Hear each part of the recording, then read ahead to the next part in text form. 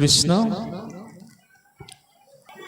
ইষ্টগুৰু সমন্বিত যিজনা এই অখিল ব্ৰহ্মাণ্ডৰ সৃজনকৰ্তা তাপত্ৰয়ৰ বিনাশকৰ্তা ভক্ত হৃদয় নিকুঞ্জ মন্দিৰাধীশ্বৰ সমস্ত জীৱৰে অন্তঃকৰণত স্থিত হৈ যিজনে সমস্ত জগতক চৈতন্য কৰি ৰাখিছে আমি পোনপ্ৰথমতেই সেইজনা ইষ্ট প্ৰভুৰ শ্ৰী গোবিন্দৰ চৰণ বন্দনকে অগ্ৰত ৰাখি তেৰাৰ ধ্বজ বজ জব অংকুশ পংকজযুক্ত সেই অৰুণ চৰণ যুগলৰ নিষিদ্ধ পদম কৰন্দ পাণ কৰিবলৈ আজি এই চতুৰ্থ দিৱসীয় শ্ৰীমদ ভাগৱত পাঠ আৰু ব্যাখ্যা অনুষ্ঠানৰ উদ্দেশ্য অগ্ৰত ৰাখি এই দ্বিতীয় বৈকুণ্ঠ স্বৰূপ স্থানত অদ্য বিৰাজিত হৈ থকা আপোনাসৱ বৈকুণ্ঠৰ পাৰিষদ স্বৰূপ ভকত বৈষ্ণৱবৃন্দ আসনাধীষ্ঠ হৈ থকা শোকব্যাস স্বৰূপ পাঠেকীদ্বয়কে প্ৰমুখ্য কৰি আমাৰ অতি শ্ৰদ্ধাৰ প্ৰাতঃস্মৰণীয় শ্ৰী শ্ৰী আউনীআটী সত্ৰৰ বৈষ্ণৱ বসন্ত পাচনীয়া তাকে প্ৰমুখ্য কৰি সত্ৰস্থ বৈষ্ণৱসকল ব্ৰজধামৰ গোপী সদৃশ আই মাতৃসকল আৰু সেইজনা গোবিন্দৰে নিত্য সংগী স্বৰূপ গোপবালক সদৃশ যুৱবন্ধুসকল সমন্বিতে আজি এই অনুষ্ঠানটিৰ জৰিয়তে এই স্থানত প্ৰজ্বলিত হোৱা ভক্তি প্ৰদীপ গছিৰ ইন্ধন স্বৰূপ সমূহ কাৰ্যকৰ্তা আৰু কৰ্মকৰ্তা সকলোকে আমি অন্তঃকৰণৰে শ্ৰদ্ধা আৰু সেৱা অৰ্পণ কৰা হৈছে। আজি আমি যদিও আপোনাসৱৰ অগ্ৰত মহাভাগৱত পাঠ ব্যাখ্যাৰ অৰ্থে আসনত উপবিষ্ট হোৱা হৈছে সেই সম্পৰ্কত আমি কিবা এটা ক'বলৈ আগবঢ়াৰ আগমুহূৰ্তত এটি কথা স্বীকাৰ কৰিব লাগিব যে মহাভাগৱত শাস্ত্ৰত আমাৰ দৰে মলমতী মনুষ্যৰ ভাষ্য প্ৰদান কৰি যোগ দিবলৈ বা যোগ দিব পৰা ব্যাখ্যা কোনো তথ্য আমাৰ হাতত মজুত নাই, কিয়নো আমি সকলোৱে জানো যে এই মহাভাগৱত আদিতে মাত্ৰ 4টি শ্লোকত আছিল আৰু সেই 4টি শ্লোকতেই শ্ৰীনাৰায়ণে ব্ৰহ্মাদেৱক প্ৰদান কৰিছিল আৰু সেই ব্ৰহ্মাদেৱে যেতিয়া নাৰদদেৱক সেই 4 শ্লোকী বা চতুশ্লোকী ভাগৱত প্ৰদান কৰিছিল তেতিয়া ব্ৰহ্মাদেৱে নাৰদদেৱক এটা কথা কৈছিল যে হে নাৰদ তমি তদ বিপুলি কুৰু অৰ্থাৎ তুমি ইয়াক বিস্তাৰ কৰা আৰু সেই আজ্ঞাকে শিৰোধাৰ্য কৰি নাৰদদেৱৰ পৰা ক্ৰমাৎ শুকদেৱলৈকে ভাগৱতে ইতিমধ্যে ভাগৱতৰ পূৰ্ণ কলেবৰ 12 স্কন্ধ ৰূপ লাভ কৰিলে। গতিকে যি ভাগৱত আদিতে মাত্ৰ 4টি শ্লোকত আছিল সেই 4টি শ্লোকৰ পৰা আহি মহাভাগৱত শুকদেৱৰ হাতত 12 স্কন্ধ ৰূপ পালে।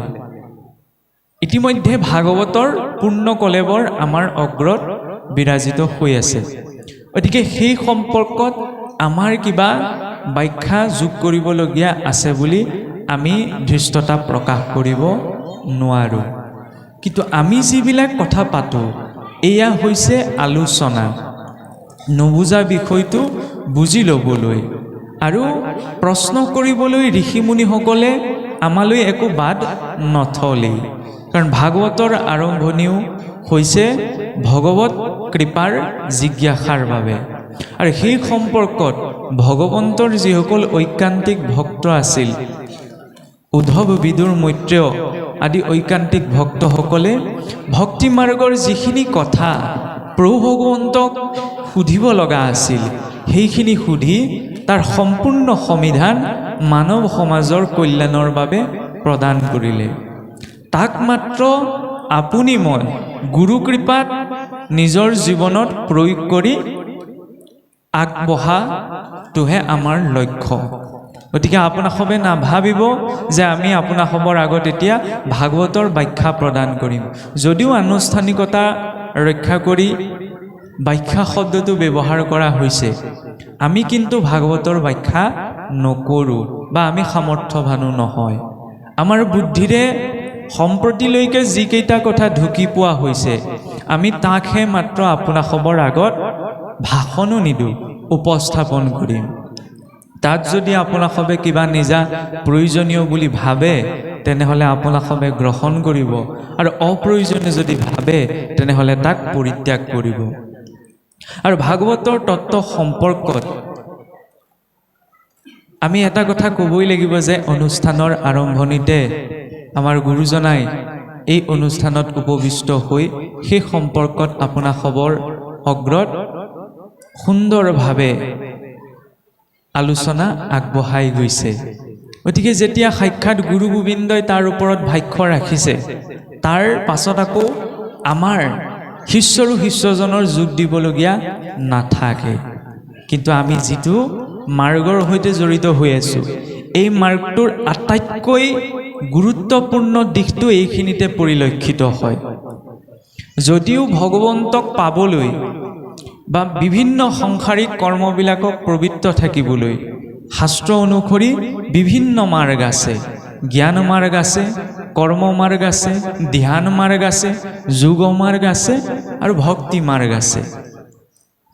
সাংসাৰিক কিবা বস্তু লাভৰ অৰ্থেই যি মাৰ্গ আছে বা ঈশ্বৰ প্ৰাপ্তিৰ ক্ষেত্ৰতো যিমানসমূহ মাৰ্গ আছে, সকলো মাৰ্গৰ ভিতৰত ভক্তি মাৰ্গৰ সৈতে এটা বৰ ডাঙৰ পাৰ্থক্য আছে, যিটো পাৰ্থক্যই ভক্তি মাৰ্গক সকলো মাৰ্গতকৈ শ্ৰেষ্ঠত স্থাপন কৰে।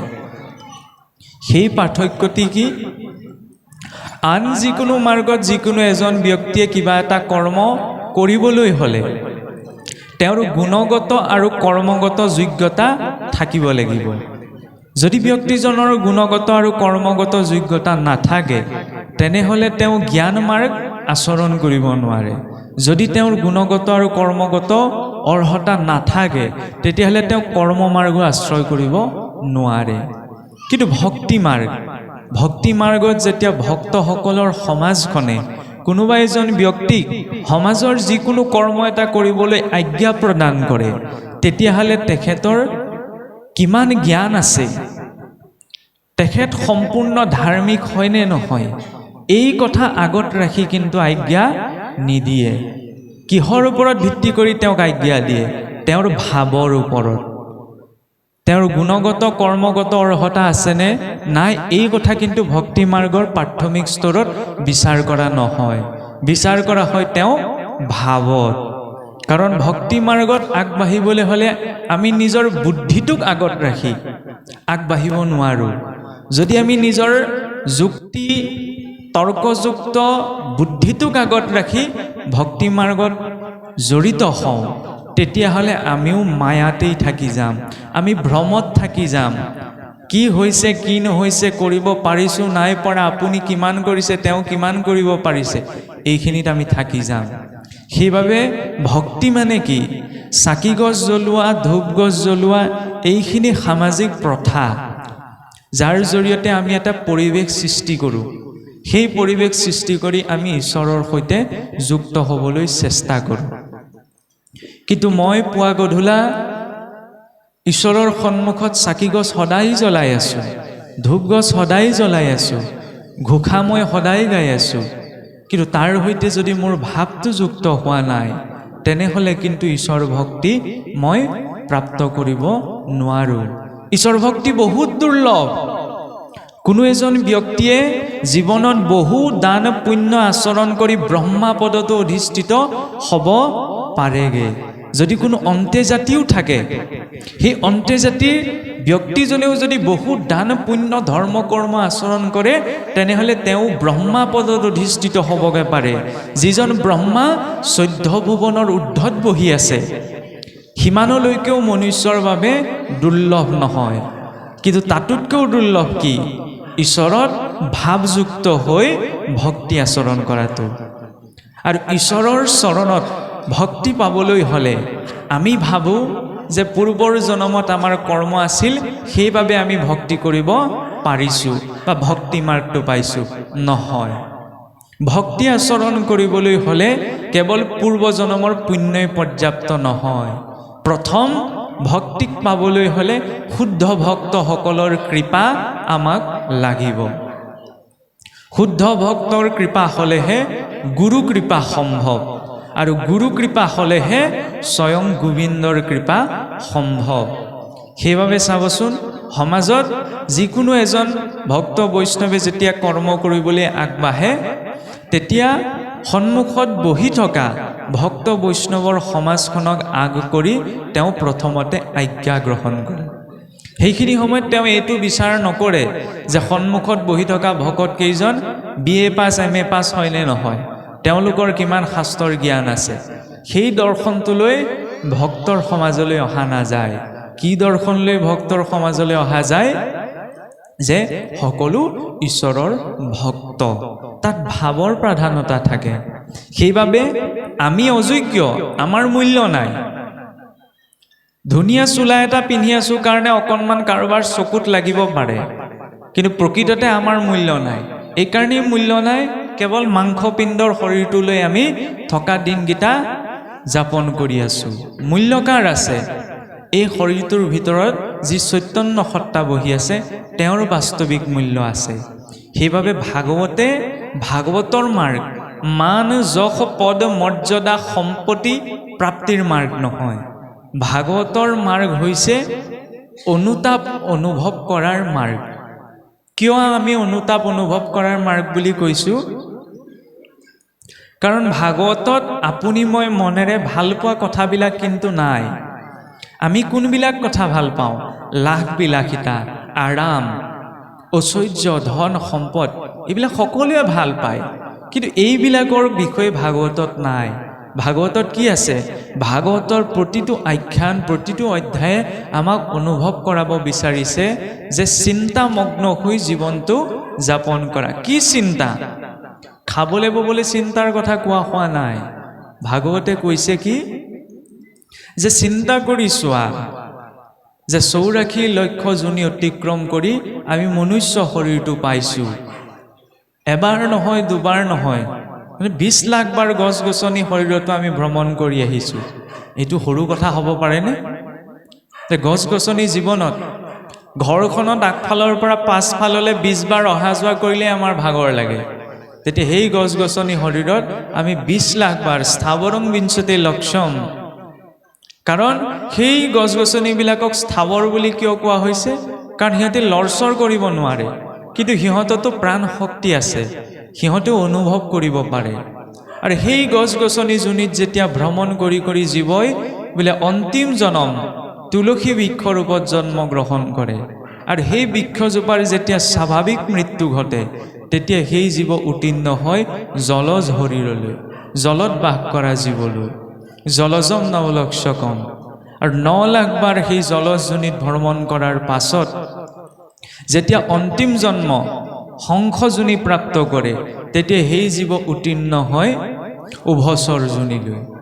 উভচৰ শৰীৰতো পুনৰ 9 লাখ বাৰ ভ্ৰমণ কৰি যেতিয়া কুৰ্ম শৰীৰ প্ৰাপ্ত কৰে, আৰু সেই কুৰ্মই যেতিয়া স্বাভাৱিক মৃত্যু পায়, তেতিয়া সেই কুৰ্ম উত্তীৰ্ণ হয় পক্ষীকুললৈ।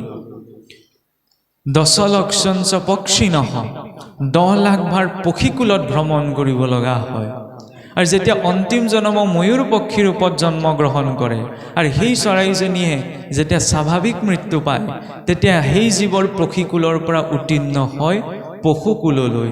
10 লক্ষঞ্চ পক্ষিণঃ 30 লক্ষঞ্চ পশুনঞ্চ, 10 লাখ বাৰৰ বাবে পশু শৰীৰ প্ৰাপ্ত কৰে।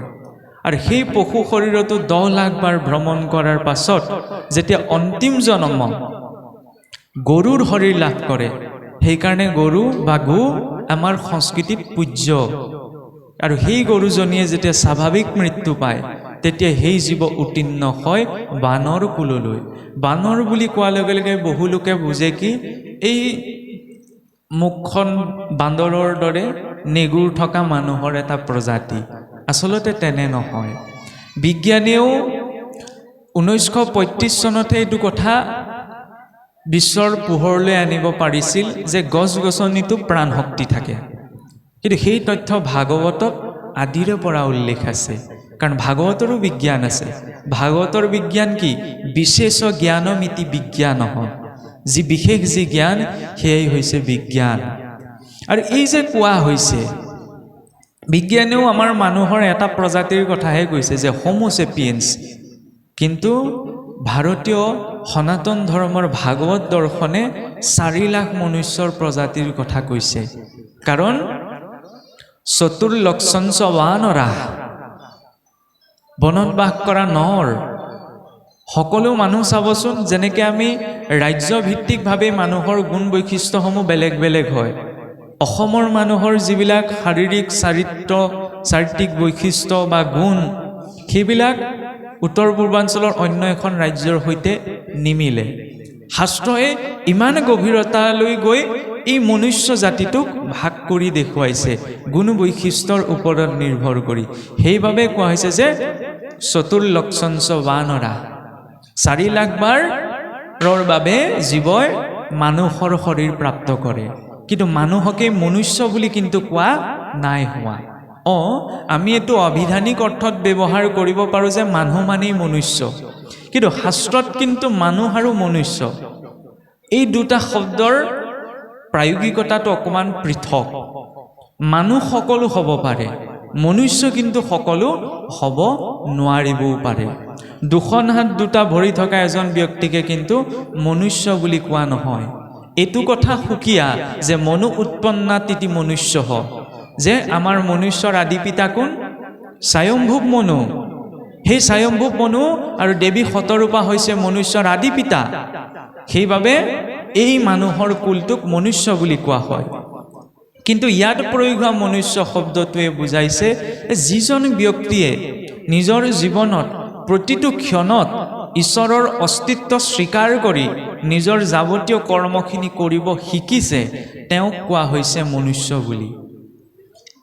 কিন্তু মনুষ্য হ'বলৈ হ'লে আমি প্ৰতিটো ছেকেণ্ডত ঈশ্বৰ যে আছে সেই সতৰ্কতাকণ নিজৰ মানসিক স্থিতিত বৰ্তাই ৰাখিব পাৰিব লাগিব। কাৰণ চাওকচোন, আজিৰ সমাজত বহি থকা কাকো কোনেও এইটো বিষয়ে বুজোৱা প্ৰয়োজন নাই যে কি ক'ব লাগে কি ক'ব নালাগে, কি খাব লাগে কি খাব নালাগে, কি কৰিব লাগে কি কৰিব নালাগে। কিন্তু আমাৰ গোটেই পাকটো লাগি থাকে এই 3টা বিষয়তে। কিয়? কোনোবাখিনিত আমি এই কথাটো পাহৰি পেলাওঁ যে ঈশ্বৰৰ সম্পূৰ্ণ নিৰীক্ষণত আপুনি মই আছোঁ।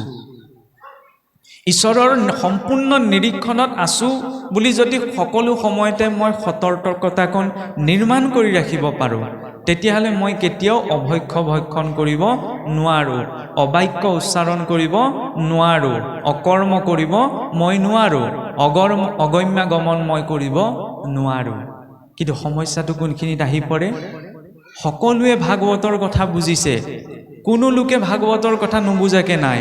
কাৰণ এই কলিযুগত ভগৱন্তই ভক্তি ইমান সহজ সৰলভাৱে সমস্ত মনুষ্য কুলৰ উদ্ধাৰৰ নিমিত্তে প্ৰদান কৰিলে যে সকলোৰে অন্তঃকৰণত ভক্তিৰ বীজ। আমি ভাবি থাকোঁ কি কাৰোবাৰ ভক্তি বেছি কাৰোবাৰ ভক্তি কম। প্ৰকৃততে এই সিদ্ধান্তটো ভুল। কাৰো ভক্তি বেছি নহয়, কাৰো ভক্তি কম নহয়। আৰু এইটোও সম্ভৱ নহয় যে কাৰোবাৰ অন্তৰত ঈশ্বৰৰ প্ৰতি ভক্তি নাই। সকলো জীৱৰে অন্তৰত ঈশ্বৰৰ প্ৰতি ভক্তি আছে। কিন্তু কি হয়, সংসাৰখনত জীৱনটো যাপন কৰোঁতে কৰোঁতে তাত কিছুমান ময়লাৰ আৱৰণ বহি যায়। আৰু সেই ময়লাৰ আৱৰণবিলাক যেনেকৈ সদায় ব্যৱহাৰ কৰি থকা কাঁহৰ বাতিটোত যেতিয়া এটা প্ৰলেপ পৰি যায়, সেই প্ৰলেপটোক অকল পানীত জুবিয়াই দিলে আঁতৰি নাযায়, তাক ঘঁহি ঘঁহি ধোৱাৰ প্ৰয়োজন। বগা ধুতিখনত যেতিয়া চেকা এটা লাগে, ঘৰত আমি কি কৰোঁ? চাৰ্ফ দি খচি খচি ধুওঁ। ঠিক তেনেদৰে সংসাৰখনত 84 লক্ষ জুনি আমি পাৰ কৰি আহিছোঁ। ইয়াত থাকোঁতে থাকোঁতে কিছুমান চেকা আমি নিজৰ শৰীৰটোত বা নিজৰ কৰ্ম সংস্কাৰসমূহত লগাই লওঁ। সেই চেকাসমূহ ধোৱাৰ একমাত্ৰ আটাইতকৈ ভাল ডিটাৰজেণ্ট হৈছে ভক্তি। ভক্তি মানে কি? ঈশ্বৰৰ ওচৰত সমৰ্পণ ভাৱ, কমপ্লিটলি ঈশ্বৰৰ ওচৰত চাৰেণ্ডাৰ কৰি দিয়া। কাৰণ ঈশ্বৰৰ ওচৰত যদি চাৰেণ্ডাৰ কৰি দিওঁ তেতিয়াহ'লে জীৱনত খাওঁতে উঠোতে বহুতে মই সতৰ্কতাটো নিৰ্মাণ কৰি ৰাখিব পাৰিম। আৰু ঈশ্বৰৰ ওচৰত সেই সমৰ্পণ কৰি দিয়াৰ প্ৰয়োজনীয়তা কিয় আছে? কাৰণ ঘৰৰ পোহনীয়া গৰুজনীও যেতিয়ালৈকে এৰালত থাকে তেতিয়ালৈহে তাই ঠিকে থাকে, কিন্তু যদি এৰাই দিয়া হয় তেতিয়াহ'লে গৰুজনী যেনি তেনি যোৱাৰ সম্ভাৱনা থাকে। ঠিক তেনেদৰে মনুষ্য কোনো মানুহ বেয়া নহয়, কিন্তু জীৱনত এনেকুৱা কিছুমান পৰিস্থিতি আহিব পাৰে যিবিলাক পৰিস্থিতি আপোনাক মোক বিচলিত কৰাব পাৰে। সেই বিচলিত কৰাব পৰা পৰিস্থিতিসমূহক নিজকে নিৰ্দিষ্ট মৰ্যাদাৰ ভিতৰত ৰাখিবলৈ ভক্তিৰ বান্ধোনৰ প্ৰয়োজন। যদি ভক্তিৰ আবেষ্টনীৰ মাজত থাকোঁ তেতিয়াহ'লে জীৱনৰ যিকোনো পৰিস্থিতিয়ে মনুষ্যক বিচলিত কৰাব নোৱাৰে, লাগিলে যিমানেই অপ্ৰীতিকৰ পৰিস্থিতি নহওক কিয়। বোলে কেনেকে? চাওকচোন, ভক্ত প্ৰহ্লাদ নিজৰ পিতৃয়ে ইমানখিনি অত্যাচাৰ কৰিলে, নহয়নে? আজিকালি ল'ৰা ছোৱালীৰ বোলে 24 ঘণ্টা মোবাইলটো চাই থাকে, সেইকাৰণে বোলে দেউতাকে ইমানখিনি শাস্তি দিলে, বুজিবলৈ অকণমান থল এটা থাকিলেহেঁতেন। কিন্তু তেনেকুৱা ধৰণৰ অপৰাধটো ভক্ত প্ৰহ্লাদে কৰা নাছিল, ভগৱন্তৰ নামহে লৈছিল। কিন্তু কশিপুৱে সেই ভক্ত প্ৰহ্লাদে ঈশ্বৰৰ নাম লোৱাকে ইমান শত্ৰুভাৱত লৈ ল'লে যে সেই 5 বছৰীয়া শিশুটিকো মৃত্যুদণ্ড দিয়াৰ বাবে তেওঁ কুণ্ঠাবোধ নকৰিলে। গতিকে সেই প্ৰহ্লাদৰ সমান জীৱনৰ দুখ আপুনি মই জানো জীৱনত পাইছোঁ? কোনোবাই ক'ব পাৰোঁনে বাৰু? ক'ব পাৰেনে আপোনালোকে যে প্ৰহ্লাদৰ সমান দুখ কিন্তু আমি জীৱনত পাইছোঁ? ইয়াত বহি থকা কোনো লোকে ক'ব নোৱাৰে যে সেই 5 বছৰীয়া শিশুটিয়ে সেই 5 বছৰ কালতে অনুভৱ কৰা সমান দুখ আমি নিজৰ জীৱনত পাইছোঁ। আমি ক'ব নোৱাৰোঁ, কাৰণ আমি বহুত সুখত আছোঁ, আমি বহুত ভাগ্যৱান। ভক্ত ধ্ৰুৱই ঈশ্বৰক বিচাৰি বহু বছৰ কালৰ তপস্যা আচৰণ কৰিবলৈ গৃহ এৰি গুচি যাব লগা হৈছিল। আমি কিন্তু নাই হোৱা। ধেমালি কথা নহয় যে আপুনি ভাবি চাওক যে আজি যদি আপুনি আমেৰিকালৈ যাব বিচাৰে, আমেৰিকালৈ যাবলৈ হ'লে আপোনাৰ হাতত নিৰ্দিষ্ট ধনৰাশি জমা হ'ব লাগিব, আপোনাৰ ওচৰত পাছপৰ্ট লাগিব, ভিজা লাগিব, তাৰপাছত আপুনি অন্য এখন দেশলৈ যোৱাৰ পৰিকল্পনা কৰিব পাৰে। কিন্তু আপুনি মই ঘৰত বহি বহিয়ে ঈশ্বৰৰ নিত্যধাম বৈকুণ্ঠলৈ উভতি যোৱাৰ পথটো প্ৰস্তুত কৰি ল'ব পাৰোঁ। কম ডাঙৰ কথা নে? এফালে আমি অন্য এখন দেশলৈ যাবলৈ লাখ টকা, পাছপৰ্ট, ভিজা, সাধন এই সকলো গোটাব লাগে। কিন্তু ঈশ্বৰৰ নিত্যধাম বৈকুণ্ঠলৈ, যিখন 14খন ব্ৰহ্মাণ্ডৰ বাহিৰত আছে, সেইখন ধামলৈ যাবলৈ আমাক কোনো পাছপৰ্ট, ভিজা, লাখ টকাৰ প্ৰয়োজন নাই। মাত্ৰ প্ৰয়োজন অকণমান সাধনা আৰু সতৰ্কতাৰ। আৰু সেইকণ সাধনা সতৰ্কতা আমি নিজৰ ঘৰখনত কৰিব পাৰোঁ। আমি সচৰাচৰ কওঁ এই আজিকালি ইমান ধৰ্ম চৰ্চা কৰিবলৈ সমাজত পৰিৱেশ নাই। আমি বৰ সুন্দৰ পৰিৱেশত আছোঁ। ভক্ত প্ৰহ্লাদ যিটো পৰিৱেশত আছিল তাৰ 0.1% আমি নিজৰ জীৱনত বেয়া পৰিৱেশ পোৱা নাই। চাওকচোন, গোটেইখন দৈত্য ৰাজ্য হিংসা কটা মৰাৰ মাজত ভক্ত প্ৰহ্লাদ আছিল। আজিও হৈছে চাৰিওফালে হিংসা কটা মৰা, কিন্তু ইমান পৰ্যায়তো হোৱা নাই যে আমি থাকি শুই শান্তিৰে খাব নোৱাৰা হৈছোঁ। বিপ্ৰ দামোদৰ খাবলৈ এমুঠি চাউল নাই, তথাপি তেওঁৰ জীৱনত এনেকুৱা কি শক্তি আছিল যে জীৱনৰ প্ৰতিটো মুহূৰ্তত তেওঁ আনন্দ মনেৰে পাৰ কৰিব পাৰিল। ভাগৱতৰ আৰম্ভণিৰ পৰা শেষলৈকে কোনোজন ভক্তই কিন্তু নিজৰ জীৱনৰ পৰিস্থিতিসমূহক লৈ বিলাপ কৰা এটা বাক্যও আমি নাপাওঁ। কিন্তু আজি আপুনি মই যিটো জীৱন যাপন কৰি আছোঁ, এইটো জীৱন হৈছে বিলাপযুক্ত জীৱন। এই বিলাপযুক্ত জীৱন হোৱাৰ এটা বৰ ডাঙৰ কাৰণ আছে। সত্য যুগত সকলো লোকে এটা কথা বিশ্বাস কৰিছিল। আমি আজিকালি যদিও ভাষণত কওঁ বা ক'ৰবাত লেখা দিলে লিখোঁ যে বসুধৈৱ কুটুম্বকম, সমস্ত জগতখনেই মোৰ বাবে ধৰণী, কিন্তু প্ৰকৃততে এইটো সাৰে সিমজুৱে মানিছিল সত্য যুগতহে। সত্য যুগৰ যিসকল লোক আছিল সেই সকলোৱে সঁচাকৈ ভাবিছিল যে গোটেই পৃথিৱীখনেই মোৰ বাবে পৰিয়াল সদৃশ। কিন্তু মানসিকতা অৱনমিত যে হ'ব লাগে, ত্ৰেতা পোৱাহি লগে লগে ত্ৰেতাত ভাবিবলৈ ধৰিলে যে গোটেই ধৰণীখনেই মোৰ বাবে পৰিয়াল নহয়, মোৰ নিজৰ ৰাজ্যখনে মোৰ নিজৰ পৰিয়াল। যেতিয়া দ্বাপৰ পালেহি, দ্বাপৰত ভাবিবলৈ ধৰিলে মোৰ ৰাজ্যখনো নিজৰ পৰিয়াল নহয়, মোৰ নিজৰ পৰিয়ালটোহে নিজৰ, বাকী মোৰ ককাই ভাই কি হৈছে কি নহৈছে মোৰ প্ৰয়োজন নাই। কলিত আৰু চিন্তনীয় বিষয় আহি পৰিল, কাৰণ কলিত ভাবিবলৈ ধৰিলে ময়ে মোৰ নিজৰ পৰিয়াল, মোৰ বাকী মা দেউতা ককাই ভাই খাবলৈ পাইছে নাপাইছে, ভালে আছে বেয়া আছে মোৰ দৰকাৰ নাই, মুঠতে মই ঠিকে থাকিলেই হ'ল। এনেকুৱা এটা মানসিকতা কোনোবাখিনিত প্ৰকাশ পাইছে। সেইবাবে কোৱা হৈছিল যে সত্যযুগত কাম কৰিছিল, সত্যযুগত মন্ত্ৰ শক্তি বহুত আছিল, কিন্তু যেতিয়া ত্ৰেতা পালেহি ত্ৰেতাত মন্ত্ৰ শক্তি অকণমান ক্ষীণ হৈ আহিল। সেইকাৰণে ত্ৰেতাৰ বাবে আহিলে তন্ত্ৰ, আৰু ত্ৰেতা যুগ পাৰ হোৱাৰ পাছতে লাহেকৈ দ্বাপৰ আহিলত তন্ত্ৰৰ শক্তি কমি আহিলত তেতিয়া আহিলে যন্ত্ৰ। যন্ত্ৰ কোনবিলাক? কিছুসকলে কয় বোলে ঘণ্টা বাদ্যটো যন্ত্ৰ, সেইটো ভুল দৰ্শন। যন্ত্ৰ কোনটো? যেতিয়া আমাৰ কোনো বৈদিক কৰ্ম আচৰণ কৰিবলৈ বৈদিক মণ্ডল এটা অংকন কৰা হয়, সেই বৈদিক মণ্ডলটোত নিৰ্দিষ্ট দেৱতাজনৰ শক্তি স্থাপন কৰা হয়, সেইটো হৈছে যন্ত্ৰ। সেই যন্ত্ৰৰ প্ৰায়োগিকতা বহুল ৰূপত দ্বাপৰ যুগত আছিল। আৰু এতিয়া কলি যুগত কিহৰ প্ৰায়োগিকতা আছে জানেনে? এতিয়া কলি যুগত সত্যযুগত কাম কৰিছিল মন্ত্ৰই, ত্ৰেতাত কাম কৰিছিল তন্ত্ৰই, দ্বাপৰত কাম কৰিছিল যন্ত্ৰই, আৰু এতিয়া কাম কৰে ষড়যন্ত্ৰই। আৰু সেই ষড়যন্ত্ৰ শত্ৰুজনে নকৰেহি, আশে পাশে থকা নিজৰ মাজতেই সংঘটিত হয়। সেইবাবে কোৱা হৈছে সংসাৰখন দুঃখালয়ম শাশ্বতম। এই সংসাৰখনত সেইকাৰণে আমি কওঁনে যে পদে পদে বিপদ আছে। গতিকে এই সংসাৰখনত আমি কিমান সতৰ্ক হৈ নিজৰ জীৱনটো পৰিচালনা কৰিব লাগিব, সেইবাবেই হৈছে ভাগৱত।